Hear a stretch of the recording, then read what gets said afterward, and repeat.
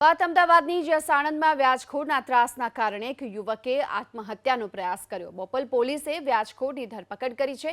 આત્મહત્યાનો પ્રયાસ કરનાર યુવકે 10 લાખ રૂપિયા વ્યાજે લીધા હતા। 25 લાખ રૂપિયા ચૂકવી પણ દીધા, પરંતુ આરોપે છે 60 લાખની માંગ કરવામાં આવતી હતી।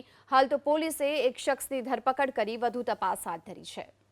બીજા 5 આરોપીઓ જે આ કામના છે તેમની પાસેથી કુલ 32 લાખ રૂપિયા વ્યાજે લીધેલા હતા, જેના તેમણે ઓલરેડી 1 કરોડ 92 લાખ રૂપિયા ચૂકવી આપેલ। તેમ છતાં આ આરોપીઓ તેમની પાસેથી બીજા 1 કરોડ 59 લાખ જેટલા રકમની માંગણી કરતા હતા। આ સમગ્ર ઘટનામાં જ્યારે ફરિયાદી બોપલ પોલીસ સ્ટેશન આવ્યા ત્યારે આ તમામ આરોપીઓ વિરુદ્ધ આઈપીસીની કલમ 386 એટલે કે બળજબરીથી કઢાઈ લેવું અને 506(2) જાનથી મારી નાખવાની ધમકી અને 114 મુજબ ગુનો દાખલ કરવામાં આવ્યો છે।